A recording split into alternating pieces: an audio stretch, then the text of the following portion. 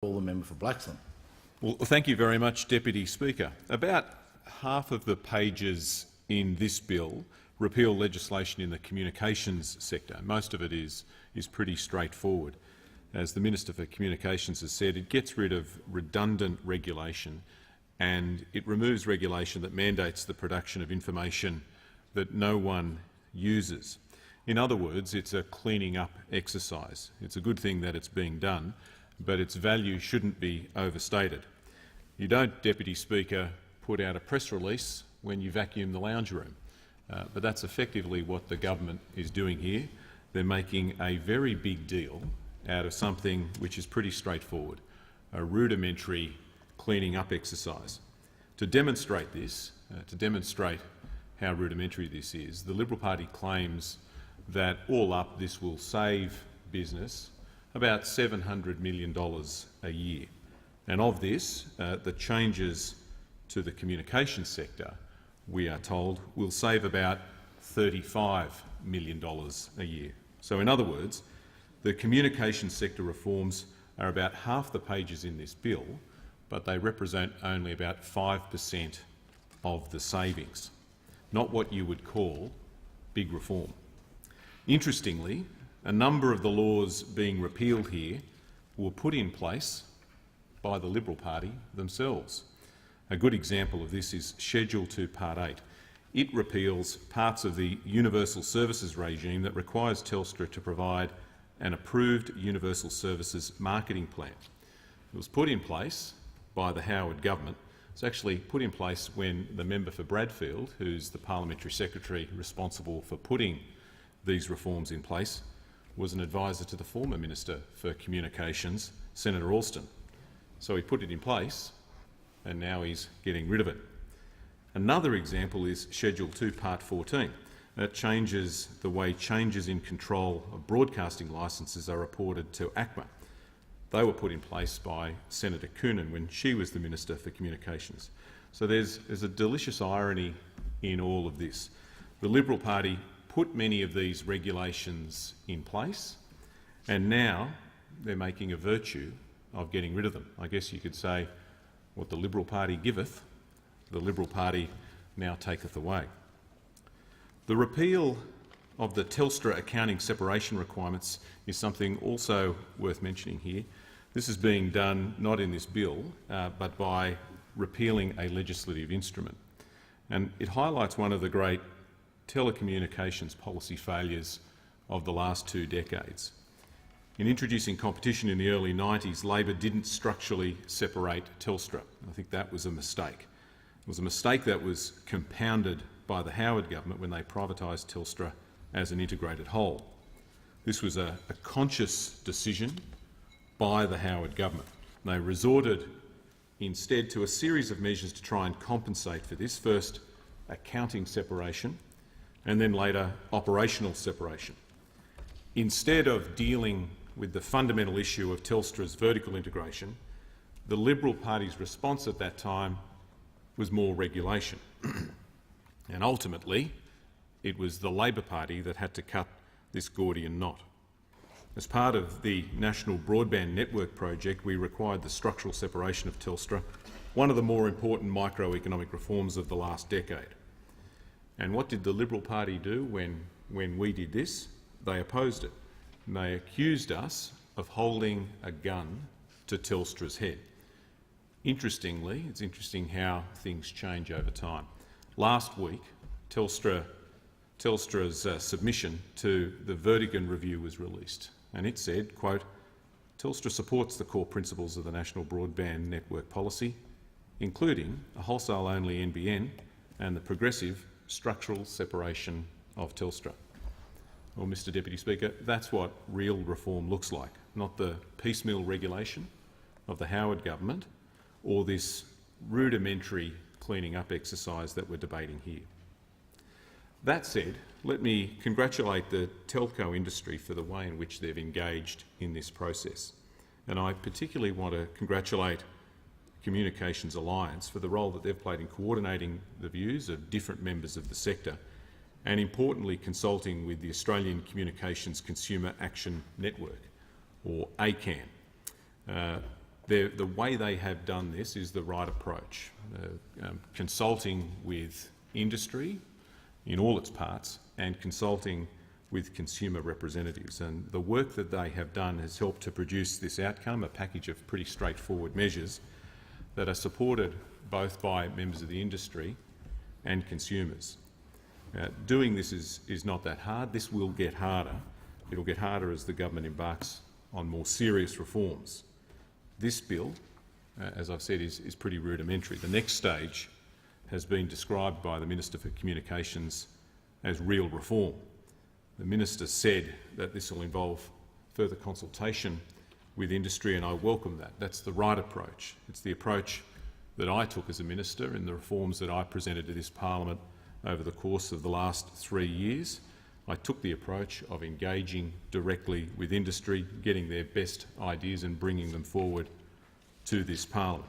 And because the next stage of reform will invariably get more difficult, more contentious and more complex, it's important that the government thinks carefully and consults widely with industry, but also with the general public. The opposition will do the same and will judge any of the reforms presented to the House on their merits. The Minister for Communications has foreshadowed reform in a number of areas, including changes to the taxation arrangements for employee share schemes and changes to facilitate crowdsourced equity funding. I said recently at the Tech Leaders Conference in Queensland that there's a strong case for reform of employee share scheme arrangements, particularly in the case of startups. The same is true of crowdfunding. A number of countries have enacted legislation dealing with crowdfunding, including the United States, New Zealand and Italy, and it's particularly useful for the startup industry. A number of startups and innovation accelerators have made the point to me that it helps fill a gap in the market for capital between $50,000 and about $750,000. A lot of prospective businesses can get access to seed capital, but find it hard to get access to capital to make the next step. And crowdfunding will help. Obviously, a balance needs to be struck here between access to capital and investor protection. It's important that investors know the risks that come with effectively becoming a venture capitalist and how that's different to investing in a firm that's listed on the ASX. The Corporations and Markets Advisory Committee is looking at this, and we look forward to seeing their report and the reforms that are brought forward to the Parliament by the Minister. Over the Christmas break, both the Minister for Communications and I were in the United States and spoke to a number of tech companies in Silicon Valley. The Minister wrote about this when he got back. He made the point on his blog that the sector was looking for government to remove obstacles to innovation and gave two good examples, the examples I've just cited, employee share schemes and crowdfunding. But the same could also be said of copyright reform. The same companies that are seeking reform to share schemes and to crowdfunding are also asking the government to overhaul our copyright laws. In February, the Attorney-General released the Australian Law Reform Commission's report on copyright in the digital economy. The Commission argued in this report that this reform would, quote, make Australia a more attractive market for technology investment and innovation. The Attorney-General has, in releasing this report, indicated that he's unlikely to support this reform. But given the Minister for Communications' desire to remove obstacles to innovation, I suspect that he may have a different view. He's got to make that clear. He's following me in this debate, and this might provide an opportunity for the Minister to give us his views on the importance of copyright reform. This is an important debate. It's one that will invariably happen in the Cabinet room and also happen in this Parliament, but should also happen in our community. It's important that the government consult widely on this and keep an open mind, because there is potential here for real reform that will boost investment and innovation in the tech sector in Australia. These sorts of reforms, employee share scheme reform, crowdfunding, copyright reform, are all what you might call relatively easy. They involve consulting, making decisions, legislating and ensuring they're properly implemented. What's a bit harder is building the skills that we need in this important sector of our economy, and we're not doing that sufficiently at the moment. This is where real reform is needed. 75% of the fastest growing occupations in Australia require STEM skills and knowledge. but the number of students taking up STEM courses hasn't kept up with demand. In February, the Financial Review did an analysis of this. They looked at take-up by domestic undergraduate students, and it showed a 36% decline in students taking up IT degrees since 2001. It also said that the changes that the last government made in terms of uncapping university places has seen a boost in numbers in the last few years, but not by much, not by enough. In the last 10 years, there have been 100,000 new jobs created in the tech sector, but in the same time only 49,500 students have graduated with technology degrees. Now, this is hard. Turning around these sorts of numbers is a big task. We need to do a number of things if we're going to be successful here. Here are a few suggestions. We need to embed technology in the curriculum from primary school up. Alan Noble, the head engineer for Google in Australia and New Zealand, talked about this at a startup event in Canberra last week. He said we need to teach young people how to think like a computer scientist. They don't need to code, but they need to know how code works.